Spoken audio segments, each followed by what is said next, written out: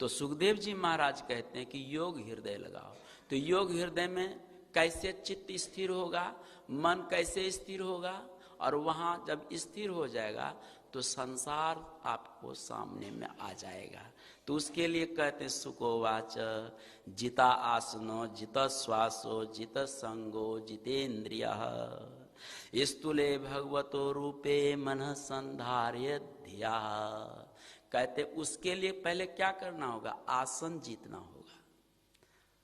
एक आसन पर बहुत देर तक बैठना होगा।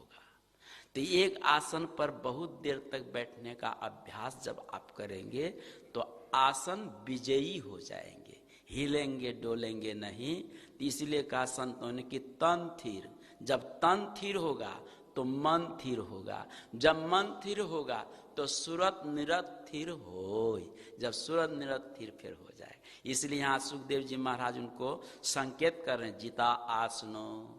जब आसन पर विजय प्राप्त कर लोगे तो जिता श्वासो, ये जो श्वास चल रही है ये श्वास पर भी आप विजय प्राप्त कर सकते हैं।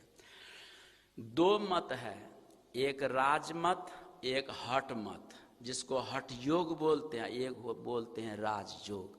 तो राजयोग की प्रक्रिया है कि मन पर विजय पाना, और हठ योग की प्रक्रिया है कि श्वास पर विजय पाना। तो गुरु महाराज हमारे कहते हैं कि कलयुग में वातावरण शुद्ध नहीं है, खान पान शुद्ध नहीं है, रहन सहन शुद्ध नहीं है, इसलिए प्राण पर विजय पाना बड़ा मुश्किल है। तब तो मन पर विजय प्राप्त कीजिए। तो मन पर कैसे विजय प्राप्त करेंगे, तो एक नाम एक रूप पर मन को लगाइए। वही बात यहाँ कह रहे हैं कि जिता श्वासो जिता आसनो जित संगो जितेन्द्रिया। संग का मतलब आसक्ति, जो घर परिवार धन दौलत आदि से आसक्ति है, उस आसक्ति पर भी विजय प्राप्त कीजिए।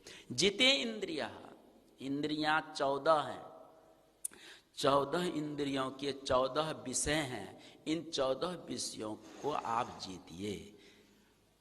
5 ज्ञान इंद्री, 5 कर्म इंद्री, 4 अंतःकरण इंद्री। ये 14 इंद्रियां हैं, 14 इंद्रियों के 14 विषय हैं। इन 14 इंद्रियों के परमात्मा कोई भी विषय की इंद्रिय नहीं है, ऐसा है। ये इंद्रियों से हम परमात्मा को साक्षात्कार नहीं कर सकते हैं। तब ये 14 इंद्रियां संसार को देखने के लिए, व्यवहार जगत चलाने के लिए परमात्मा ने बना के दिया है। और इसी 14 इंद्रियों पर हमें कब्जा करना है, तपस्या के द्वारा, त्याग के द्वारा, भजन के द्वारा।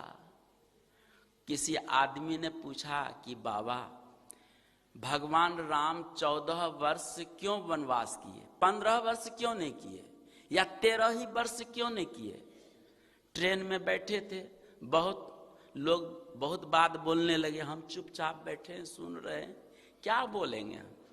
कहा कि बाबा आप कुछ नहीं बोलते, हम क्या बोलेंगे, आप लोग शांत होइएगा तब ना, कुछ जानने के प्रयास कीजिएगा तभी ना बोलेंगे। कहा नहीं, अब हम लोग तो बोल लिए, बहसबाजी कर लिए, अब आप सुनाइए कि 14 वर्ष क्यों, 15 क्यों नहीं, 13 क्यों नहीं, 14 ही वर्ष वनवास किए। हमने कहा कि 14 वर्ष इसलिए वनवास किए कि 14 प्रकार की इंद्रियां हैं, और 14 इंद्रियों पर विजय प्राप्त जो करते हैं वही रावण पर विजय प्राप्त करते हैं। तो 14 इंद्रियों पर 14 साल भगवान ने रह करके विजय प्राप्त किया पहले, और तब 15वां कौन है, वो दुष्ट मन ही रावण है। उस रावण पर भगवान राम ने विजय प्राप्त किया, बड़ा खुश हो गए। तो बात यही है। तो 14 इंद्रियां आपके बस में हो जाएंगे तो मन भी आपके बस में होंगे, और जब मन बस में हो गए तो मनीराम परमात्मा तो अपने आप बस में आ जाएंगे, आपके अधीन हो जाएंगे। यही बात, उसके लिए क्या करना, जिते इंद्रिया है, ये 14 इंद्रियां हैं, और 14 इंद्रियों के 14 विषय हैं। जैसे मन का विषय है संकल्प विकल्प करना, कथा में जाऊं कि नहीं क्योंकि बहुत ठंडा लग रहा है, ठीक है, अभी भोजन नहीं किया हूं, जाऊं कि नहीं, ये जाना आना, ये संकल्प जो हो रहा है, ये मन का